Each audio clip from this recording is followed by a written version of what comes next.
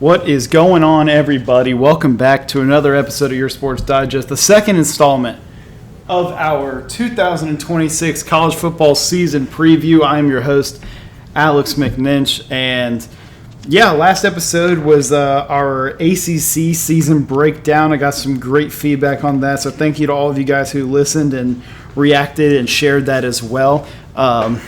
A lot more views on those than I did on the rest of my normal podcast I do, so I greatly appreciate it. But we're going to kick it off and get right in here, so I'm not keeping you guys for an hour and a half like my last one. Follow me on all my social medias at Your Sports Digest on Instagram, Twitter, TikTok, YouTube as well, and YourSportsDigest.com for all the fun stuff. We're putting out a college football article soon. Just dropped a new article about the Los Angeles Dodgers and the MLB trade deadline if you're interested in any of that stuff. So please go over there, YourSportsDigest.com, to check that out. But without further ado, let's kick it off. And I'm doing this in alphabetical order this time. Last time I didn't do it in alphabetical order. I just did it based on record from last year. But we're going to go in alphabetical order, sort of. Illinois is the first team to talk about on the alphabetical side of things. But we're going to talk about the defending national champion Indiana Hoosiers. Kirk Sneddie in his first year with Indiana, 16-0 record, winning the national championship. Obviously, what an unbelievable season for them, beating Miami in the national championship game, defeating Ohio State in the Big Ten championship game as well. They're going to lose a lot of people, as you would expect. Fernando Mendoza, the Heisman Trophy winner, on the move, number one pick in the NFL draft. Kalen Black was their stud running back with Roman Hemby. Both of them are gone. Omar Cooper, Elijah Surratt, both drafted first-round picks. Aiden Fisher and D'Angelo Pons both gone defensively. So Kirk Sneddie, who's been successful at every stop he's had so far, now going to have to replace a Heisman Trophy winner and almost 1,000-yard receiver and two 1,000-yard rushers on his team. He gets a new quarterback this year, Josh Hoover, transferring from TCU, was very, very solid for the Horned Frogs and is going to come in here and be the starting quarterback for this team. How much is the offense going to change after Fernando Mendoza? We will wait to see, but Josh Hoover is a good guy to be able to have.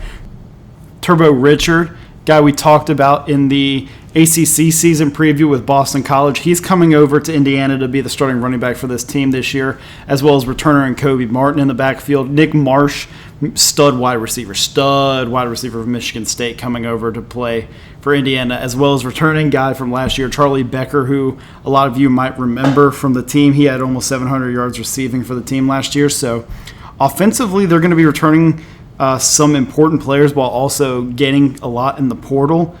3 of the 4 starting linemen are returning for this year on the offensive side of things. So, sure, is it going to be the exact same offensive production as you got last year with Mendoza? Absolutely not. You can't expect to replicate that, but I don't think it's going to be as big of a drop as people would expect after thinking it's a one-year wonder for Sneddie in Indiana. But defensively, they lose just a couple of people.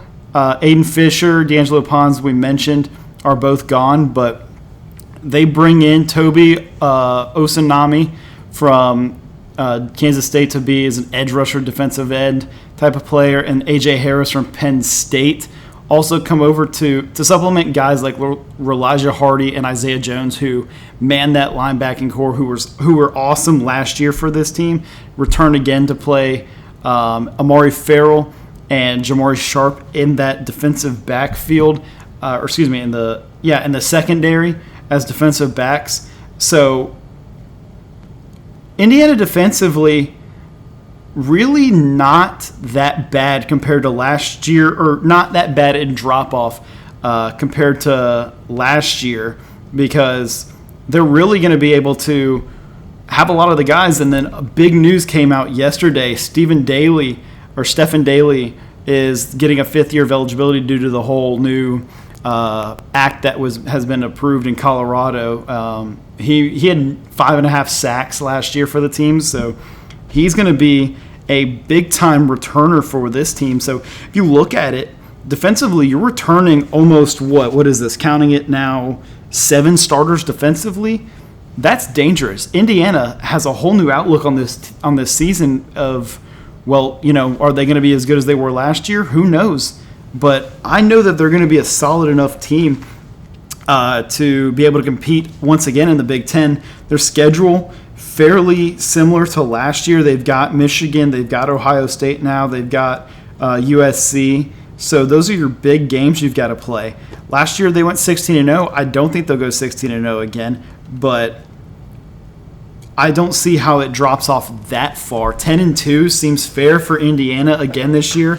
You lose, say you even lose Ohio State and Michigan, or you lose 2 of the Ohio State, Michigan, USC games. That's still a very, very, very solid season for Kirk Cignetti and that Indiana team. So, yeah, I don't see there being much of a drop off for Indiana this year coming off the national championship. So let's take a step back here. Now go to the team we just mentioned originally in Illinois, who last year resulted in a 9-4 season under Brett Bielema. They lose some important players, especially at quarterback, and Luke Altmaier, the Ole Miss transfer, graduated and is moving on. They also they lose Gabe Jacques from for the defensive lineman going to my New England Patriots.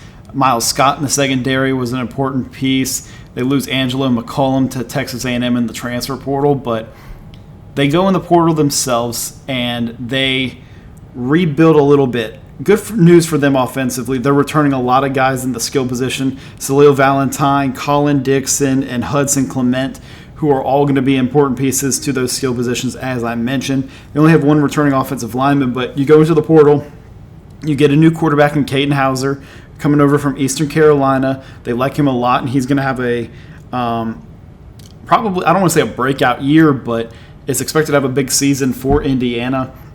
You get Eddie Casper, a wide receiver from Illinois State.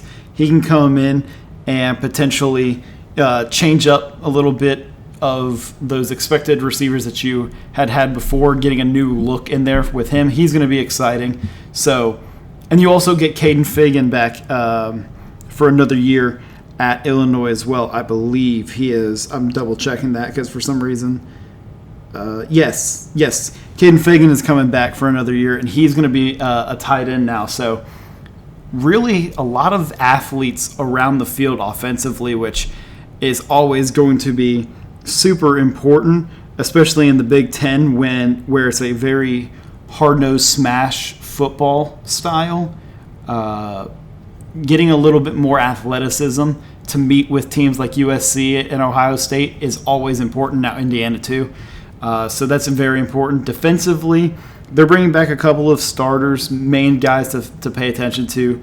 Matthew Bailey, Juice Clark, Xavier Scott. Those are the guys that they're really bringing back that are important. They also are able to bring in Darrell Prater from Jacksonville State to be the main guy on that defensive line. James Finley comes over as another member of that secondary from Northern Illinois.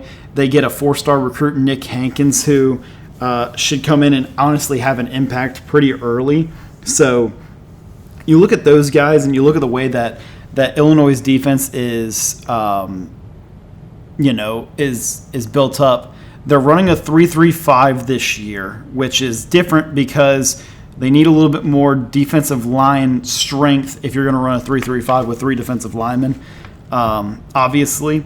But their linebackers coach said that once you go voodoo, you don't go back. Once it's in you, man, it's tough to go away from it because it's so exciting, which keeps everybody athletic and coverage safe around the field. It's just about if you have the strength in the trenches to be able to hold it down, the defense will work itself out. So, I think with Hauser being under center this year for them and bringing back the skill position players that they do, you look at the schedule that they've got. They open up against UAB at home. They have to go to Ohio State. They play Oregon. And then they've got a couple of interesting trap games at Northwestern, at Maryland to kind of look out for as well. But a team that went 9-4 last year with a win in the Music City Bowl over Tennessee, 8-4 seems pretty similar for them to do this year. It's just hard to project with that defense how they're going to be able to play out in the Big Ten with a lot of strong offensive linemen, and if those skill position players are going to replicate what they had last year with a new quarterback coming in from a group of 5 play. Now we get to talk about everyone's favorite college football team to watch when it comes to 2:30 CBS. You need to take a nap waiting for the big game at 6 o'clock. Oh, let's throw on Iowa football. We know it's going to be 8. It's going to be 9-3 at the end of the game, and Iowa's going to put a defensive clinic on. So let's talk about Iowa a little bit. They lose a bunch of their guys. Gronowski's gone at quarterback, which when you play quarterback at Iowa, it means literally nothing. It's about the run game. It's about the defense. It's about the offensive line play. They lose a couple of guys, especially on the defensive line. Logan Jones, Jennings Dunker, both go to the NFL. So you lose those guys, but you still return 3 starters on the offensive line, and you are able to get a couple of other guys in the portal to come up and also to get some guys through the system that will take on bigger roles for this team this year. From a skill position standpoint, let's talk about quarterback. Hank Brown is the new starting quarterback for Iowa. He was the backup last year, had 11 completions on 21 attempts and a touchdown and a pick for 107 yards. So, I mean, I don't really know what to expect out of him, especially when it's Iowa. All eyes point to Kamari Moulton as the running back. He is their guy. He is the stud. 878 rushing yards last year and 5 touchdowns for him. But they also go out and say, hey, let's get a little bit crazy here and get some wide receiver transfers. Lance Beasley from SMU, Evan James, wide receiver from Furman that they like a lot. He's interesting to pay attention to. They also bring back Reese Vanderzee at wideout. He's an important guy. DJ Vonamy is returning as well as their tight end. So you get these different guys that have a little bit of a different asset. I guess I don't know what necessarily to say, but more so like think of it as a variety of athletes and a variety of play styles that can mesh into Iowa and make them a little bit different from what we've seen in the past. But I don't know much about Hank Brown. He's a junior this year, but they also have a 4-star quarterback in Trayden Bessinger who could come in, and if Brown doesn't play well, you can look at him and think about, well, maybe he could be something. But I completely skipped over somebody offensively that we didn't talk about wide receiver wise. Tony Diaz from UT Rio Grande Valley. They are big time fans of him, by the way. 875 yards and 11 touchdowns. They really liked him in the spring. Keep an eye out for him offensively. Defensively, they lose guys like Max Llewellyn, big time name, go to the NFL. Brian Allen Jr. goes to Vandy. Cohen Ettinger is a safety. We talked about him at Louisville. He's going to be a big-time player for them. But they bring in some new guys. Cody Haddad from Ohio State into the secondary. They got Darian Jones, a 4-star DB. And then they're bringing back Zach Lutmer, who is an awesome guy back there. Led the team in interceptions last year.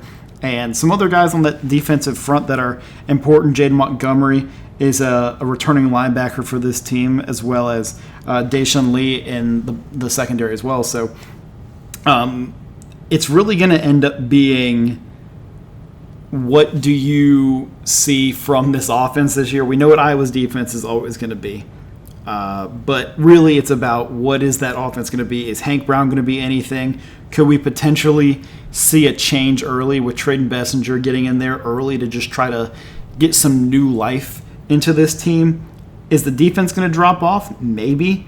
But there's only 3 returning starters from last year's team that are going to be on this defensive starting unit. So that's something to note for as well. And again, they play the tough schedule at Michigan, Ohio State, at Washington even, at Northwestern is going to be a trap game, at Illinois sucks. Like, I don't really know how much I can trust Kirk's Iowa offense or Iowa team again this year. They went 9-4 last year. I think we're going to see a big drop-off. I think if they stick with Hank Brown and run the same old with Iowa, I think they win 7 games. But I think if they change some things up and maybe it's a little bit more explosive offensively, maybe guys like Tony Diaz and the guys like Lance Beasley and Evan James that we talked about, if they can all kind of be new and fun to this group, then yeah, maybe they're a little bit better and can win 8 games. But 7 to 8 wins are kind of what I'm expecting for Iowa when it comes to this upcoming season. The next team we're going to talk about is an interesting team, and I think is one of the teams that we'll see improve the most out of a lot of Big Ten teams this year. Mike Locksley's Maryland Terrapins. I think it's interesting to talk about this team because they have a very polarizing quarterback in Malik Washington. Real dual threat guy, super athletic. Think Anthony Richardson, 6'5", 231. Think that type of frame from him and the type of athleticism we're working with here. He's a very, very interesting guy going forward, whether it's this year, maybe if he stays at Maryland, talk about the NFL draft, or into the transfer portal next year if that's the route that things go. I don't want to already project that kind of stuff out, but he's coming back and is going to be a very important piece to this team. Obviously, he's going to take a step up after his freshman year. DeJuan Williams is coming back in that backfield as well. You lose Alou Boff, who is one of your better offensive linemen last year, to LSU. He's on the move. You lose Shalik Knotts to the NFL, but you bring in Naheem Abdur-Rahim, Gladding from Old Dominion, Chris Durr, a wide receiver from Wyoming. You make up for that loss in Ba going to LSU. You pick up Talik Lockett, who is a lineman from Texas State. So you start to fill in these portions. You bring back Dorian Fleming, who is an awesome tight end. I absolutely love Dorian Fleming. Super athletic, super exciting. So pay attention for him this year. And as I mentioned, with those skill positions, it's really going to be based on how the play of Malik Washington is going to be. On the offensive line, you're returning 3 starters there as well, so some familiarity on that line from a year ago. They ended up winning 4 games last year, so it's not it's not like this team is coming back with a vengeance, but I expect there to be a step up from them, especially offensively. When you look at the defensive side of things, some more guys go to the portal. Dylan Fontus, we talked about, from Syracuse, went to Syracuse. Cedric Smith, another defensive lineman, going to Colorado. Braden Lee, a defensive back, going to Arkansas. Jalen Husky goes to the NFL. So when you're talking about this defense, though, you lose a bunch of those guys, but you really are bringing back, 8 defensive starters, which is really, really great. And then you supplement that with a Levon Johnson, defensive lineman from Texas, hasn't panned out. And probably the biggest newcomer out of everybody, Zion Ely, a 5-star freshman edge rusher from he was the number 1 overall player in the class before he dropped down to I think he ended up at like 8 or 10 or something like that, but he's going to play immediately. I expect him to play immediately. So Zion Ely, pay attention for him. Also returning impact players, Sidney Stewart, Zaire Mathis on that defensive line. Those are guys that are going to be really good. Daniel Wingate and Carlton Smith are your 2 returning linebackers. Lavian Scruggs as a defensive back is important. So Maryland has some returners, a lot of returning guys. And I think their offensive game is going to propel them to more than 4 wins at least. I think you're looking at least at 6 wins for Maryland. They don't really the conference games that suck are at Ohio State and at USC. But outside of that, the rest of their conference games are home, and against the good teams are at home, like Penn State with Illinois. They're home games. You have to play Virginia Tech at home, so you can look at 6 or 7 wins for Maryland and taking a jump up from that 4-win season that they had just a year ago, and really pay attention to Malik Washington and how he develops into year 2.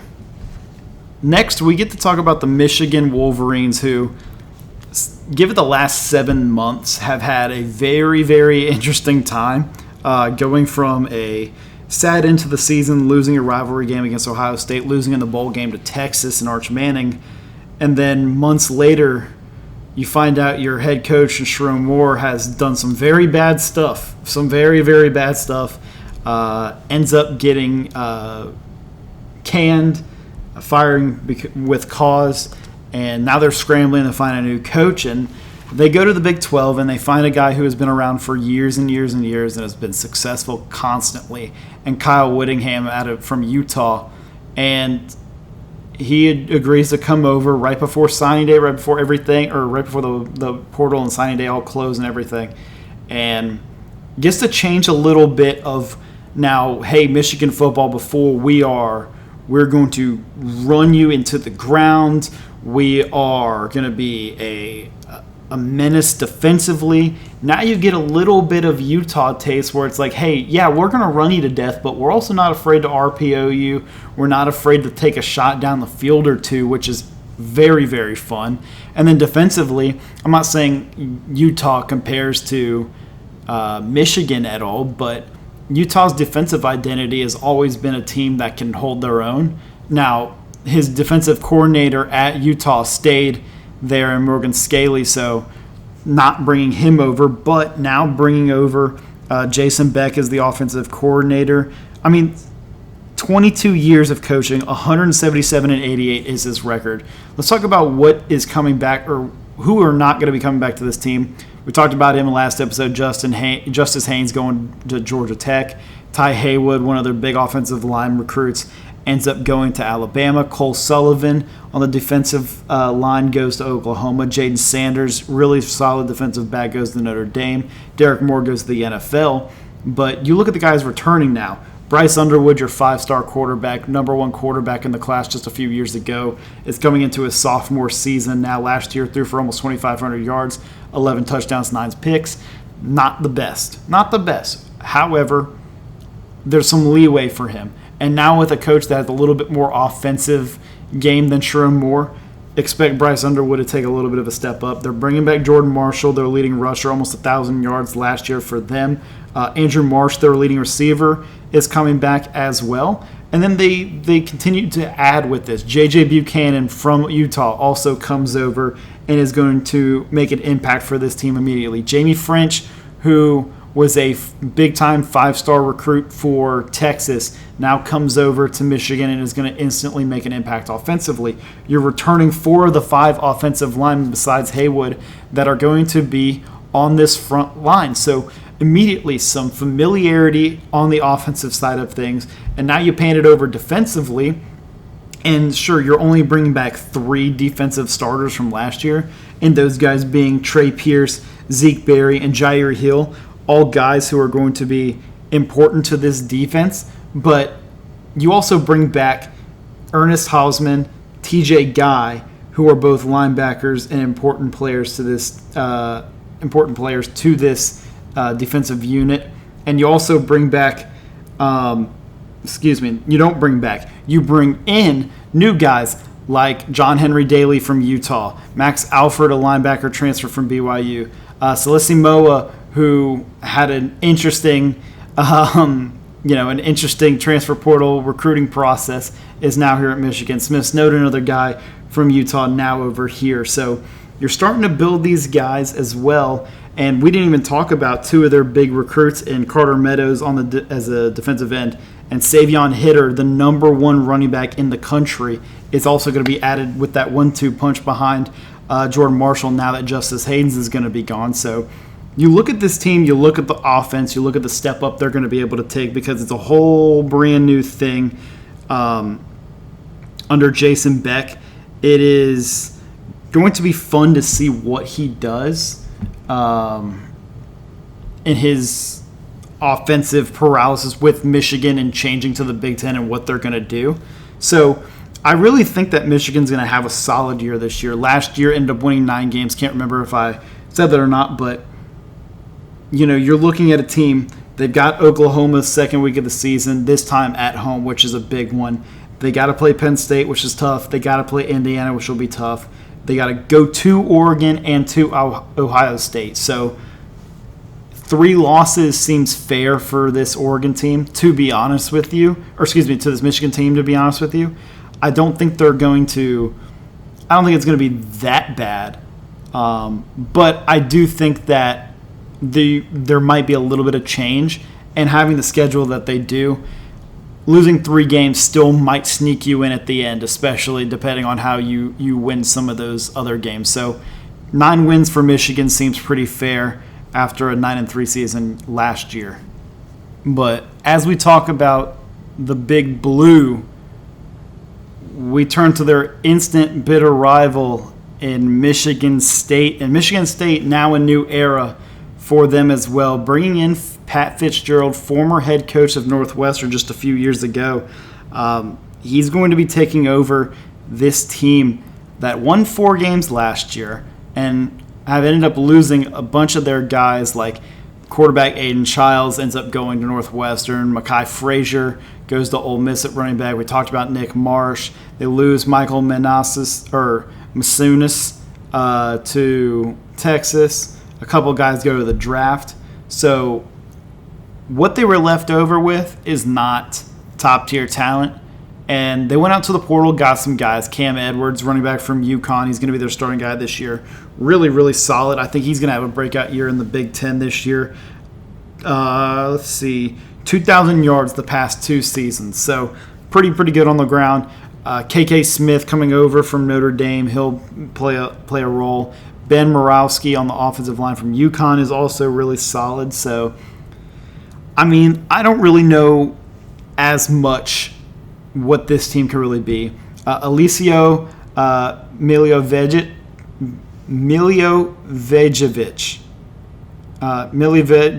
Yep, there we go. That got it. Took me 5 tries, but he's going to be coming in. He was the backup just last year. Got to play a little bit as well with Aiden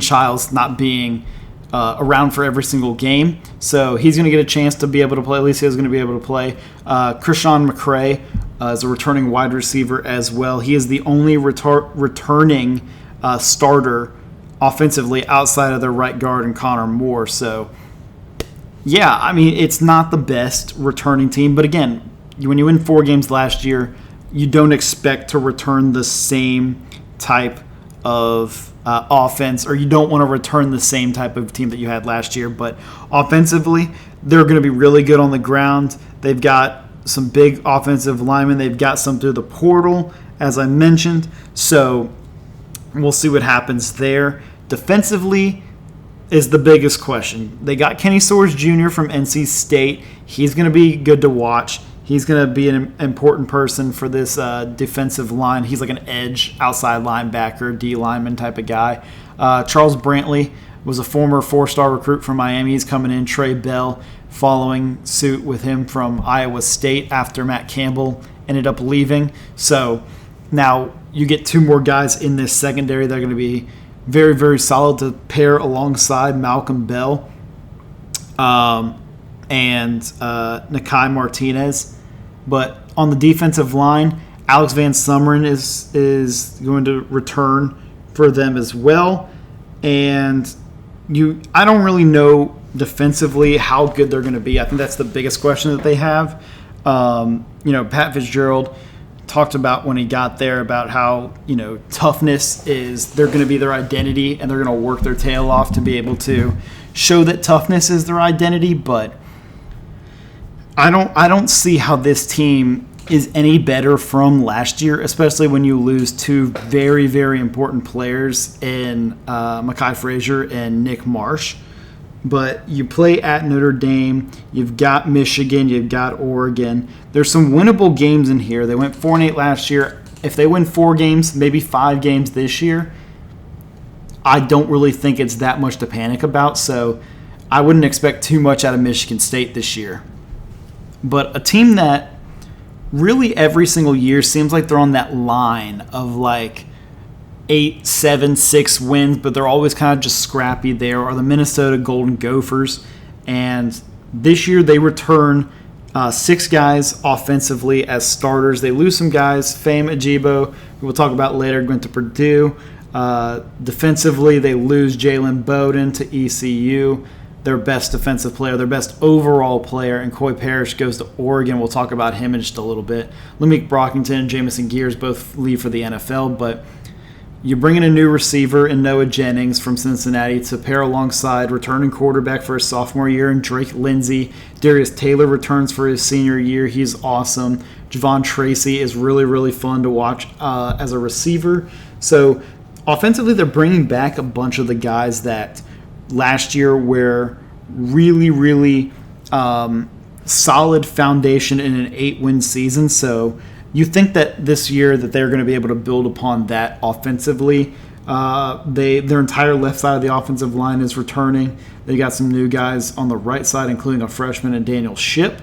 But offensively, I'm not too worried. Defensively, we'll see.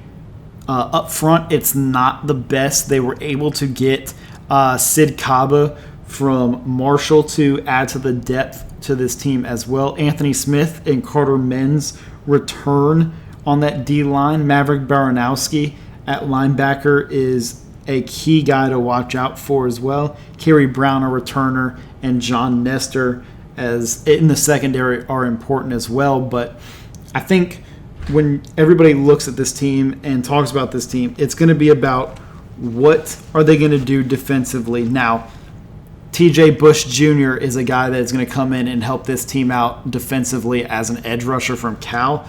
Big-time player, 6'3", 265, super experienced, is playing at his third school now, but they really like him a lot. They're big fans of him, and they think he can make an impact defensively. So we'll see about Minnesota. Again, Drake Lindsey at quarterback. I like Drake Lindsey. I think he can be really solid, but what's their ceiling? What's their potential ceiling? We'll have to see. They play Mississippi State early, so an SEC competition right off the bat. They've got to play Michigan, at Indiana, at Penn State. Those are some tough games to play. They went 8 games last year with the help of their bowl game, so they went 8-5 instead of 7-5. I think 6 wins, 7 wins. I'm not doing it. You are 6 or 7 wins are probably where you're looking at for Minnesota. I just think based on what the rest of the Big Ten is, it's hard to justify teams like Minnesota who defensively can't hold up with the rest of the schools that we've seen in the Big Ten. I don't know if PJ Fleck's going to find as much success as he did last year, but he's been great for them overall. Let's keep that in mind. So, Minnesota, probably 6 or 7 wins for them this year if I were projecting what they got. The next team we're going to talk about, I think, is one of those teams that are going to have a little bit of an improvement based on last year, and that's Matt Rule's Nebraska Cornhuskers. They lose a couple of guys. Dylan Raiola enters the portal, was a shock, and then even more of a shock that he went to Oregon to be the backup quarterback, but we'll talk about that in a little bit as well. They lose Dane Key, Emmett Johnson to the NFL, but they go into the portal and they go out and get some guys that are impact players for this team. So at quarterback, Anthony Calandria, who was really solid last year for UNLV under Dan Mullen, he comes over into the portal, is going to be there. He's in a current quarterback battle with TJ Lateef, their backup quarterback who was a freshman last year, is going to potentially play into the mix this year. At running back, it's going to be Mekhi Nelson, a returner, as well as Tyke Hayes, who's a transfer from Penn State. So they like him a lot. Returning at receiver, they got Neziah Hunter, Ja'Cory Barney Jr. Those are both two really guys that are really important guys that are returning to the offensive front. And then they have 2 returners on the offensive line. They bring back their tight end, Luke Lindemeyer. So offensively, it's going to have a little bit more of a difference compared to last year. Offensive line-wise, they're going to get some more guys. They bring in Brendan Black from Iowa State, Trey Babalade from South Carolina. So you get to find some experience there offensively on the offensive line. It's just more so, is Calandria going to be it? He's only 6 feet tall. Or is TJ Lateef going to get the job done for you at quarterback that's a little bit more exciting? Defensively, they have most guys returning, I believe. That's 6 defensive guys. Well, I guess it's not that much, but it looks like it more to me on my sheet. But they lose Keona Davis. He goes to Miami. Talked about him. And Jevin Wright goes into the NFL. But they go out and they have a great recruiting class. Dylan Behrman is a 4-star D lineman. He's coming in. Danny Odom III, 5-star defensive back, is in on this group, as well as pairing him with returners and Williams Nwaneri as an edge rusher, defensive end, outside linebacker. Rex Guthrie, an important player in the secondary, along with Andrew Marshall. Dexter Foster is going to be the man up the middle from Oregon State. And Owen Chambliss is also going to be another guy up the middle in that linebacking core. I think he's I didn't put it down here. I think he's the San Diego State guy, though, I'm pretty sure if I remember. So Nebraska should take a step up just based on the fact of last year just kind of all going all over the place. They were really, really good until Dylan Raiola went down. So if they can be able to replicate a little bit of the success, and they're in a bowl game last year, you look at the schedule, it's very favorable. You do have the Indiana-Oregon back-to-back games that suck and Ohio State at the end of the season, but outside of that, there's room for improvement. There's room for these games for them to grow. I mean, this should be an 8-win team potentially based on what we're seeing here. I think 8 wins is fair for Nebraska, and if it's not, then we're going to have some questions about Matt Rule and his time in Nebraska and what he can do. Next, let's talk about a team that really outperformed their expectations last year under David Braun's third year, I believe that is, or second year. It was last year at Northwestern. So we talked about their new quarterback situation with Aiden Childs coming over from Michigan State. They're bringing back some guys offensively. Caleb Kumalafi, who is their running back, is their main guy. Griffin Wild is their main guy at receiver. Hayden Aligan, the second, is their starting tight end. They're all returning. But they're also adding Luke Dinicky at tight end as well to have a 2 tight end set in the Big Ten as they normally do. Arkel Angwam as an offensive lineman coming in. So you're getting a bunch of guys in while also losing some guys, on the offensive line. Caleb Tiernan is going to the NFL. Hunter Welsing, your other tight end guys, moving over to Ohio State. So offensively, you're going to have to see what Aiden Childs is going to do. There was so much promise for him going to Michigan State, and the hype died so fast just based on how everything kind of spiraled there for the Spartans. So he gets a new, fresh change of scenery this year, going to Northwestern, but staying in the Big Ten at least. But Chip Kelly is the guy offensively as the offensive coordinator. That's the biggest thing we got to talk about with this team and how much of an impact he's going to be. Last year, offensively, they ranked 96th in the country in scoring, 106th in passing, 96th in total offensive yards. So Chip Kelly won a national championship, has been around the block plenty of times, and is an amazing offensive coordinator. Not as much of a head coach to some, but offensive coordinator-wise, he's awesome.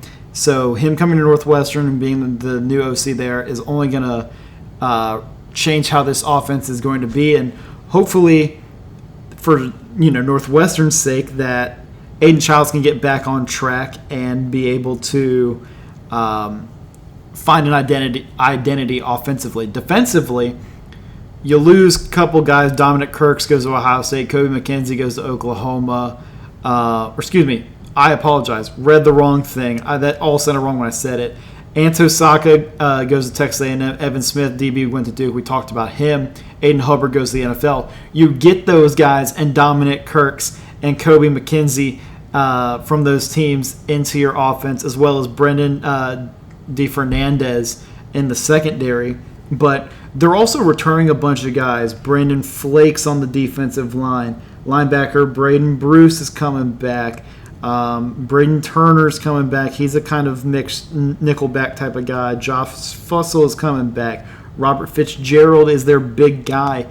Defensively returning. This is a defense that last year was in the top 35 in total defensive yards allowed and top 25 in defensive points allowed. So if you're returning a team like that with a lot of defensive stars, add in these new guys that are coming in, and the recipe for success is pretty high for Northwestern.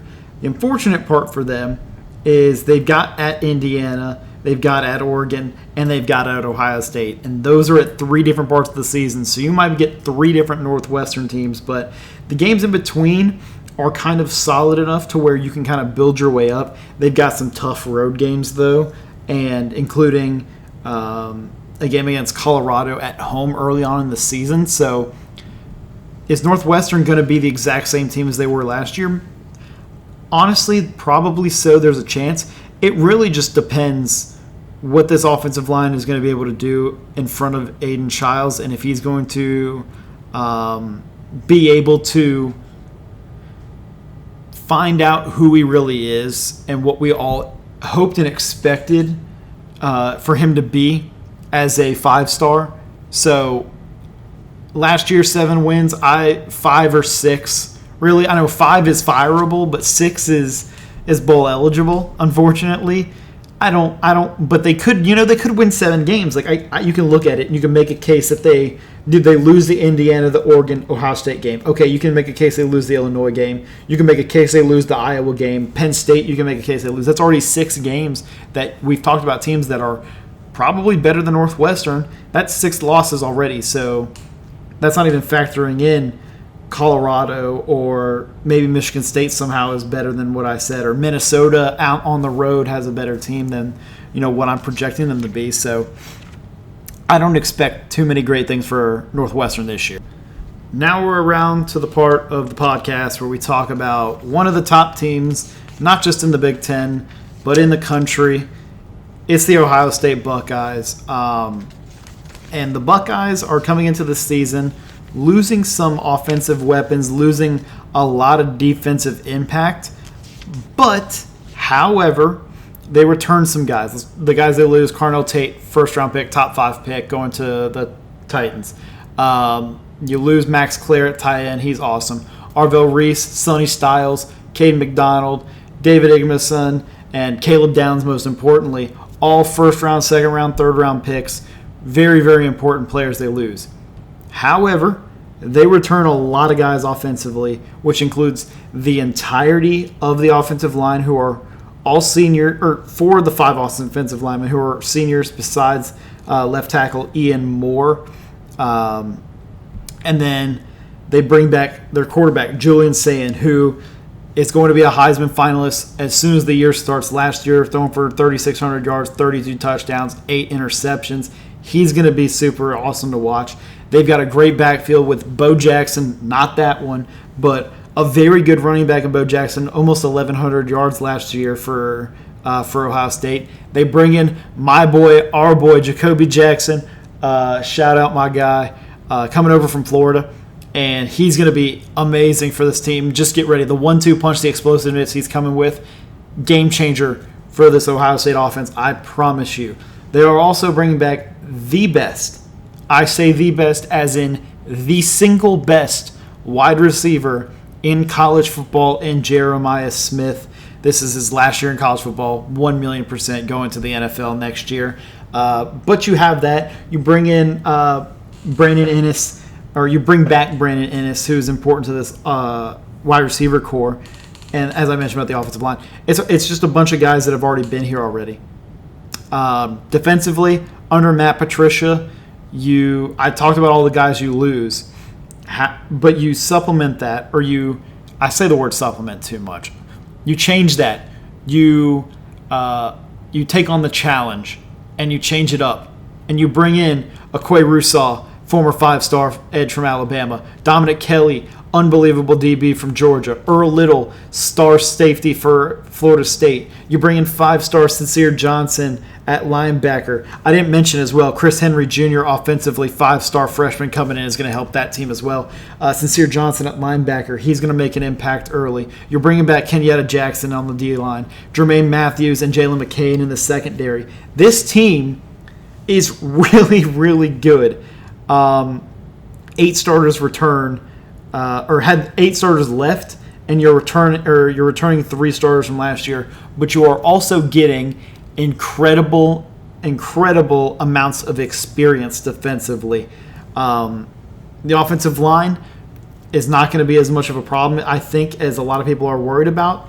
And Julian Sayin's going to take a step up and be in a Heisman contention. You look at this games this year, the big one, second week at Texas. That will dictate how they go into Big Ten play. They got a game at Indiana. They play Oregon at home.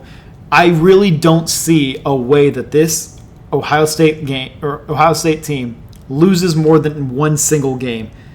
They're going to lose either the Texas game or the Indiana game. Maybe they're going to lose the Texas game or the Oregon game. They play Indiana on the road. I think they can win that one. I think they're better than Indiana. At USC is a trap game. Watch out for that one. Battle of the Picola boys. We'll get to that in a little bit as well. But I think this team is too incredibly stocked up offensively and experienced defensively, even though they're new to one another. This team is too good to lose as many games. Now, is there a chance they lose two? Yeah, they went last year undefeated, losing in the Big Ten championship game to Indiana, and then lost in the Cotton Bowl to Miami, as we all saw. But the weapons they have, the quarterback play, and the impact defensive guys make them the best team in the Big Ten, might I say. One of the two best teams in the Big Ten. So, Ohio State for sure this year is undoubtedly going to be the guy or the team to beat in the Big Ten, just like last year outside of Indiana. Buckeyes 10-11 wins easily. Ryan Day rolls over and goes to bed with 10 wins in his pocket. However, there are a lot of people out there that listen, and my question, maybe Ohio State's not that good compared to another team in the Big Ten. We talked about the defending national champions in Indiana, but there's another team that's the preseason number 1 team, and that's the Oregon Ducks. Their starting quarterback, Dante Moore, planned to go to the NFL, and everybody expected him to go to the NFL draft. He said, no, nuh-uh, I'm coming back. I'm coming back for another year, and I want to get better. 3,600 yards for Dante Moore, 30 touchdowns, 10 picks for him last year. And sure, they lose their starting running back in Noah Whittington. He is awesome. They lose an impact receiver, Malik Benson, in the draft. They lose Kenyon Sadiq, first-round pick. Defensively, they lose some guys as well. They lose some more depth pieces, but who cares? They bring back some new guys, or they bring in some new guys. Some of those new guys that we talk about. Iverson Hooks, wide receiver from UAB. Get ready for that one. He is going to be an absolute superstar at some point. I promise you. Just pay attention. There's always the look at the guys that are there. Decorian Moore, Jeremiah McClellan, Jamari Johnson at tight end, who's also a superstar as well in his own right. There's some other guys. Andrew Olesh is another tight end that's coming in as well. Like, we talked about the Dylan Raiola situation. I mean, I don't know why he's here, to be honest with you. I have no idea why he's here, but I guess it's the idea of redshirt a year, and next year he can come out and be the guy for Oregon next year. And then they also bring back Evan Stewart as well at receiver, who's an absolute stud. So their offensive game is incredible. We didn't even talk about Jordan Davidson, who was their backup last year with 15 touchdowns. I wouldn't even call him their backup. He was their other running back in the committee. 15 touchdowns. He's taken over the starting duties this year. Offensive line, you bring back 2 starters. Defensively, boy, oh boy, what a team they are defensively. Their entire defensive line comes back, and they even got better on top of it, the defensive line, getting DeAndre Robinson over from UNC. Anthony Jones as an edge rusher is a 5-star number 1 player in their class. Like, this team is really, really, really solid defensively. Guys like Mateo Uyunglele, yes, it's exactly who you think it is. Bear Alexander, former 5-star recruit. Amori Washington is awesome. Tatum Tuatui was their leading sack getter last year, I think. Yeah, leading sack getter last year at 9.5 sacks. In the secondary, Brandon Finney is coming back. He led the team in picks. Aaron Flowers is coming back in the secondary. And then they said, hey, let's go get more guys. Coy Parrish, we talked about him just a little bit ago. Welcome to Oregon. He's replacing Daniel Tiedemann and his role that he had there. So this team is just stacked up. This team's stacked up. It's the only thing that you can look at this team and say, what are their problems, what are the downsides to them? It's the fact that both of their coordinators took head coaching jobs other places. So Drew Maringer is going to be the new offensive coordinator. Chris Hampton's the new DC. So could that play a factor into anything? I think this team's too talented to outplay whatever coordinators that they have. We talked about how Ohio State has a tough schedule to play against some of these teams, but have the talent to win. Oregon's got at USC, they've got at Ohio State, and they've got Michigan. Those are the big 3 games to pay attention for. Can Dante Moore be enough? Can he be even better than he was last year? We'll see. Again, 10-11 win team for this. I'm basing this off of what we can look at based on how the other teams are. Oregon and Ohio State are clear and far the best teams in the Big Ten. In my eyes, they're too talented all over the place. It is just going to be about not running into a buzzsaw like Indiana in the playoffs. And now you have a chance to move on and be in a better picture than you were before. And you're even set up for the future with Dylan Raiola being there. Penn State last year had to make a massive move firing James Franklin and made a massive hire bringing in Matt Campbell, former coach at Iowa State. This Penn State team loses a lot of guys, understandably, to the draft. Drew Aller, Nick Singleton, Kaytron Allen, Zane Durant. And then you lose some guys in transfer portal going to Virginia Tech. A lot of your depth pieces go to Virginia Tech. A couple guys went to Tennessee. But the good thing about bringing in a great coach with a high pedigree is you bring in a lot of those players too. Most of Ohio State's roster is here now. And in Penn State, Happy Valley, Rocco Beck is going to be the starting quarterback. I'm a big fan of Rocco Beck. I think he's going to be awesome. But they bring in him. James Peoples is here at running back as for depth. Keith Jones Jr. from Georgia, he can play a part into this team. They only bring back a couple guys, like Quentin Martin is coming back as a running back. Kobe Howard, shout out, my guy as well, at receiver. He could potentially play a part into this. Tony Rojas defensively. Zion Tracy is the only returning starter for the defense last year at DB. So this team's basically Iowa State from last year. And if you look at Iowa State and how they played last year, they were a team that before the season you looked at as, whatever. It's Matt Campbell. They're okay. They're fine. And then he goes out and wins 8 games. Like, this team can come in here and make an impact in the Big Ten. They were 7-6 last year under James Franklin, and with the firing and everything, they made a bowl game still. I think this year, with their favorable beginning of the season schedule, they could start the season 5-0, going into their first Big Ten massive matchup against USC and then Michigan. But those are your 2 toughest games, I think. So there's a real world where Penn State could win 9 games this season and completely flip around everything that was going on for them. And I think Penn State did a great job transitioning from what they had with James Franklin and immediately finding the perfect hire replacement in Matt Campbell. So Penn State probably not going to take too much of a drop-off of what we've seen in the years past under Matt Campbell now. And I think Rocco Becht is going to be one of the breakout players in this entire league. I guess, yeah, entire league in the Big Ten. Next couple teams are kind of like, meh. We won't really spend too much time on them. First, Purdue under Barry Odom last year in his first year, 2-10. I mean, expected so after Jeff Brom led them to so many consecutively good seasons. They lose a lot of impactful guys. Nitro Tuggle's gone. Jamarian Harkless is gone.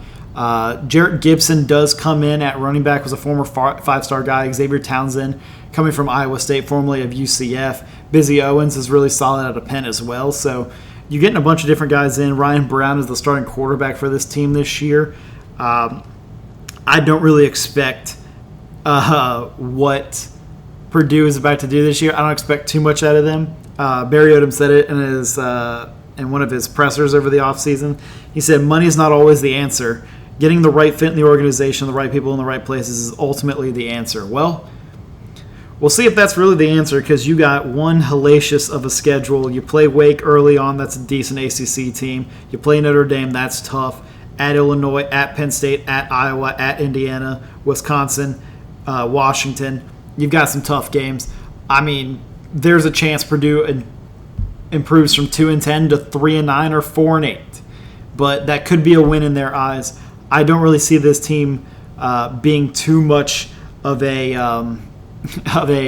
barn burner in the Big Ten. Next team, also didn't expect too much from them in Rutgers. Greg Schiano has worn out his welcome in my eyes. 17 years of being the head coach at Rutgers. Seems like they're just content with being who they are. Their quarterback this year is A.J. Surace, but they also have Dylan Lonergan at quarterback as well, transferring from Boston College. So they have a couple options at quarterback, and the old saying is all this time, if you have two quarterbacks, you have no quarterbacks. So we'll see what that goes with Rutgers. I do love Antoine Raymond at running back. He's awesome. KJ Duff at receiver is awesome as well. Defensively, Kaj Sanders as a safety is a super fun guy. Abram Wright, returning linebacker, really good player as well. Rondo Porter is one of their top guys coming into the portal, as well as Malachi Davis coming over from Toledo. 8.5 tackles for loss with 5.5 sacks. He's going to make an impact for this team, but it's another team in the Big Ten that they're on the verge of being the bottom feeders, and they're on the verge of being a mid team. I don't really expect much out of them again this year. They might start off the season 2-0 or 3-1, but it won't be too much of an improvement for Rutgers there. I have them winning 4 games this year, honestly. And then the other team that's kind of the whatever team we got could actually be an improvement on this year in UCLA under new head coach Bob Chesney coming over from James Madison. Second year of Nico Iamaleava from Tennessee with that whole situation. But the team's a little bit better. They bring in a lot of the guys from JMU, some important guys like Wayne Knight at running back. He's awesome. You bring in some other guys to be weapons. Leland Smith from San Jose State. Aiden Mizell, former 4-star receiver at Florida. That's another guy you can bring in. And the offense could be a little bit better than last year, especially now under new guidance in Bob Chesney. So expect the offense to be a little bit better than last year. And the defense it was horrible last year. 125th in college football in scoring allowed per game. Yeesh. That's bad. They do get a fun transfer in, Sire West coming over from James Madison. I think he has a chance to be a breakout star in the Big Ten, and I think end up going elsewhere probably more than UCLA. He's just a sophomore. But Cole Martin, Roderick Pleasant, other guys in that secondary to pay attention to as well. But I still don't see UCLA breaking out anymore. Nico in himself should do better than last year. Bob Chesney said, I did not come here to be average. That's fine, but first year you're probably going to be average, and your first game's at Cal with another new head coach, so he's going to be wanting to prove himself. You've got to play at Maryland, at Oregon, at Minnesota, at Michigan, USC, Illinois. Good luck. I don't expect much for UCLA this season. 5 wins, maybe 6 wins at max to improve on what they did last year with under a new head coach. After talking about those crappy teams in the Big Ten, we get to some little bit better competition. First, we'll talk about USC. Lincoln Riley, in his 4th year, I believe now at USC, has really taken some steps up. They lose a couple guys in the receiving core, Mekhi Lemon, Jacoby Lane. Walker Lyons transfers to BYU. So they lose a couple of guys that are important offensively, but they also get some guys back, including their quarterback, Jaden Maiava, who's going to be awesome for them last year. They're for 3,700 yards. He's going to be an impact player for them. King Miller was a stud last year after Wayman Jordan got hurt. Wayman Jordan's coming back, going to be healthy this year. Shout out my guy as well. So expect that to be one of the best running back duos in the nation.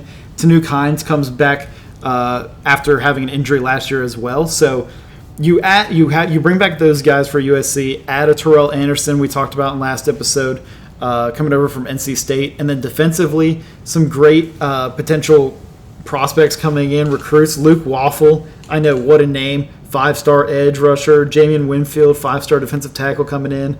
Jontez Williams is a transfer from Iowa State in the secondary. Zariah Fisher coming over from Penn State in that mass exodus.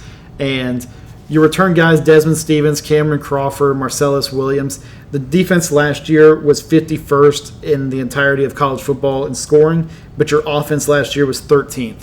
So I really don't see how USC doesn't put on a similar campaign as last year, ending the season 9-4 with a loss in the bowl game to TCU. They've got an easy beginning part of the schedule. They play Oregon week 5. Then they got Washington at Penn State, Ohio State at Indiana. Those are some tough games, so it's going to be a real test for Lincoln Riley. 8 wins, 9 wins seems about fair for USC and what they're going to do this year. But if you're really going to have the 1-2 punch at running back like King Miller and Wayman Jordan are going to be, then there's a chance that they lean more towards that 9-win side. Second to last team we're going to talk about here is one of the newer Big Ten teams in the Washington Huskies. Now, there was a whole issue with them over the offseason. First of all, didn't know if head coach Jedd Fisch was going to go to his alma mater in Florida or not, or if he was going to stay. Damon Williams, that whole debacle that happened with him, entering the transfer portal, potentially going to Miami, then getting sued by the university, and then him coming back. It all just feels a little weird, doesn't it? It feels a little too weird. They lose their running back in Adam Muhammad, who was awesome for them last year, but Jaden Lamar is going to be stepping up into that starting spot as well. Jonah Coleman, their other running back, gone. Denzel Boston goes to the NFL, so it's really going to be about is the dust settled with Williams, and can he get back to what they expect out of him as the quarterback? And the reason that Miami was trying to offer $10 million allegedly for him, can he be that guy at Washington? We'll see. I don't really know. I don't know if they're that good this year. Running back, like I mentioned, Jaden Lamar. They also got Trey Cooley from Troy. He killed Southern Miss last year. He was fun to watch. But they got a lot of young guys. I don't know if they are going to be enough. I like Jedd Fisch, go Gators, but I don't know if he's got the same coaching level as guys like Dan Lanning, Ryan Day, Kyle Whittingham, even a Lincoln Riley in this case. Crazy to even say that, but Washington's got a tough end of the stick being at USC, Penn State, Indiana, Oregon to finish off the season. There's a chance where they can get up to about 8 wins, but I've got them 7 to 8 wins as well. So, I mean, it's not my favorite team in the Big Ten. As we've gotten to this point, you've been able to tell my favorite teams. I just think there's something weird with Damon Williams coming back and having this whole weird, daunting thing floating over the top of that situation there that could cause a little bit of a ruckus at Washington this year. The final team we got in the Big Ten are the Wisconsin Badgers. And Luke Fickell, a little preview for my potential article that's coming out here soon. A lot of pressure on him this year to be a little bit better, but the good news for him, when you're 4-8 the year before, unless you're a 2-win team and getting fired, it can't get any worse than that. And I think they got a new good replacement in Colton Joseph, Old Dominion quarterbacks coming in. Abu Sama was a rotating running back in the Iowa State system team last year. And they've got some other guys offensively that are coming back. Darian Dupree as another running back. He can be an impact player. They brought in Shamar Rigby, wide receiver from Oklahoma State. So I think that they've got enough weapons. When you remember Luke Fickell's teams at Cincinnati, it was a lot of Desmond Ridder trying to make plays with his feet and make plays on the run. And Colton Joseph definitely can do that. He's very, very good making plays with his legs. So I think they'll be a much better, improved offensive team, as well as a new offensive coordinator, Jeff Grimes, coming in. Defensively, that's going to be a little bit more of a question just because of some of the experience as a starter. But you're bringing in guys who are talented. You brought in Jacob Anderson from Illinois State on the D-line, who's great. Marvin Burks Jr. was awesome at Missouri. He's coming in. And then you pair that with your two great linebacking duo of Mason Posa and Cooper Catalano. Both of those guys were very, very highly touted last year for Wisconsin, and their defensive coordinator, Mike Tressel, talks about this team and talking about saying that it doesn't matter if you're playing with the 1 unit, the 2 unit, the 3 units. There are quarterbacks that can sling it and take off. It's exciting to see our offense have those tools, and our defense can play and match up with them. And that's exciting because Colton Joseph is just that kind of talent. I think we're going to be seeing him at an even bigger school come next year. No slight to Wisconsin, but this is a guy who's going to use this as a stepping stone to get to the next level and be at one of the top teams in the country come next year. But Wisconsin should be I don't want to say much better. They should be better than with the 4-win team they were last year. You got to start off against Notre Dame, which sucks, but it's pretty favorable after that. Your only tough games after are at Penn State and USC. You're pretty solid looking against the teams you've got going forward, and you match up well against them. 6 wins for Luke Fickell seems fair. And again, as I mentioned about my article, there's a potential chance that things could collapse and maybe Luke Fickell's on his way out, which is a big falling for him. But that's my Big Ten College Football 2026 season preview. Next week we'll be doing the Big 12. Sorry, this came out a little late in the week. I've been busy. So next week will be out on Wednesday like it normally should be. But so again, follow us on all of our social medias at Your Sports Digest, Instagram, Twitter, TikTok, YouTube. Go check out YourSportsDigest.com. We got a new article about the Dodgers and a new college football one coming out soon, so a preview for that. And share it with a friend that you know loves college football and loves sports. I appreciate you guys all for listening, and I'll see you guys next week.